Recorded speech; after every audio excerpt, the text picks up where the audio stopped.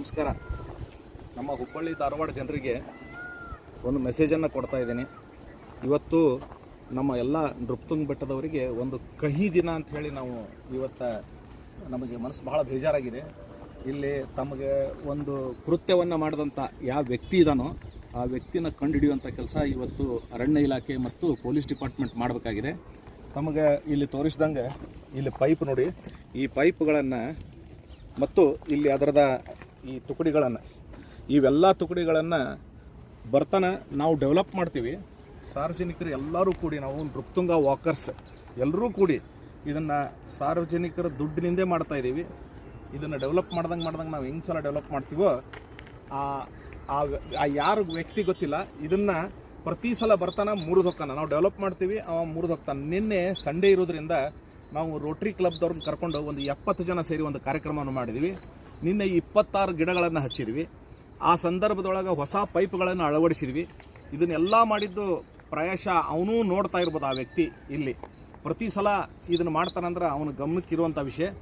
ನಾನು ಒಂದು ಉಗ್ರವಾದ ಹೋರಾಟವನ್ನು ನಾವೆಲ್ಲ ನೃಪತುಂಗ ವಾಕರ್ಸ್ ಮಾಡಬೇಕಂತ ಹೇಳಿ ನಾವು ಈಗಾಗಲೇ ನಿರ್ಣಯವನ್ನು ಮಾಡಿದ್ದೇವೆ. ಆ ವ್ಯಕ್ತಿ ಯಾರು ಇದನ್ನು ಮಾಡಿದಾನ ಅವನಿಗೆ 2 ಥರದ ನುಕ್ಸಾನ ಇದೆ. ಏನಪ್ಪ ಅಂದ್ರೆ, ನಾವಿಲ್ಲೇನು ನೃಪತುಂಗ ಬೆಟ್ಟ ಬೆಳೆಸ್ತಾ ಇದ್ದೀವಿ, ಪರಿಸರವನ್ನು ಬೆಳೆಸ್ತಾ ಇದ್ದೀವಿ, ಅವನಿಗೆ ಆಮ್ಲಜನಕ ಆಕ್ಸಿಜನ್ ಲೆವೆಲ್ ಏಕ್ದಮ್ ಹೈ ಇರೋದ್ರಿಂದ ಅವನಿಗೆ ಒಳ್ಳೆಯ ಆರೋಗ್ಯ ಸಿಗ್ತಾ ಇದೆ.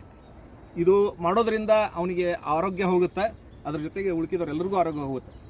ಎರಡನೇ ವಿಷಯ, ಅವನಿಗೆ ಏನು ದೊಡ್ಡ ನುಕ್ಸಾನಪ್ಪ ಅಂತಂದ್ರೆ, ಈ ಪೈಪ್ಗಳನ್ನು ಏನು ಮುರಿದಿದ್ದಾನಲ್ಲ, ಈ ವಿಡಿಯೋ ಇಷ್ಟು ವೈರಲ್ ಮಾಡಿರಿ, ಆ ವ್ಯಕ್ತಿ ತನಕನೂ ಮುಟ್ಟಬೇಕು, ಡಿಪಾರ್ಟ್ಮೆಂಟಿಗೆ ಮುಟ್ಟಬೇಕು, ಮತ್ತು ನಮ್ಮ ಜನಪ್ರತಿನಿಧಿಗಳಿಗೆ ಮುಟ್ಟಬೇಕು.